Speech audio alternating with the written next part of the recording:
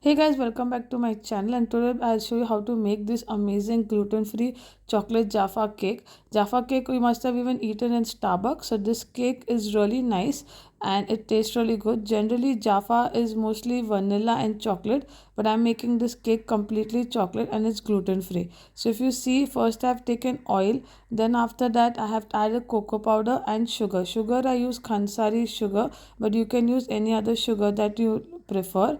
I have added milk little by little and I mixed everything together. Then I've added my dry ingredients. So here I've taken oats flour, I've taken ragi flour, and I've added my baking powder and baking soda. So you mix everything really well. Also, don't forget to like, share and subscribe to my channel, and follow me on Instagram if you want more such recipes. Also, always don't forget to share your recommendations of which recipe should I try next. So I've added a little bit of vinegar in this recipe, and here we are using Jaffa orange. So Jaffa orange are these tiny oranges, and the best part of these oranges are that they do not have seeds in it. So I've made a pulp of this Jaffa orange and I've added to the cake. You can even add a little bit of zest or orange essence if you like, but I preferred using the pulp. So keep mixing it and you can see the smooth batter is ready. Now keep it aside. So generally I for gluten-free cakes, if I'm doing a layering, I prefer to take two cake rings. Here I've taken two 6-inch cake rings and I'm going to divide the batter equally. Also this cake will give you around a proper 1 kg cake if you are layering it very well.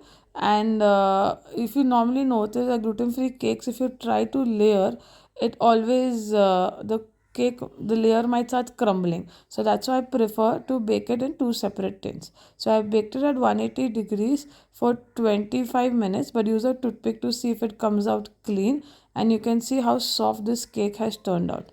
Now for the ganache, I usually use a 2:1 ratio. That's 200 grams of ganache and 100 grams of cream. If you're looking for a vegan option, you can use a 2 dark compound. That is a really good vegan option and it's cheaper also. So now I'm going to layer my cake. I've taken a cake board. I've added one of the gluten-free cake. You can even soak the cake if you want with orange, or you can soak it with water, but gluten-free cakes I generally prefer not to soak it too much or it will make your cake very soft. So here I've added my ganache. You can even add chocolate layers into your orange pieces into it, but I just prefer to just add the ganache. Now I have just repeated the same method, and then I've just added chocolate orange zest on top, and you can see the cake is ready. Hope you like this recipe and do follow for more.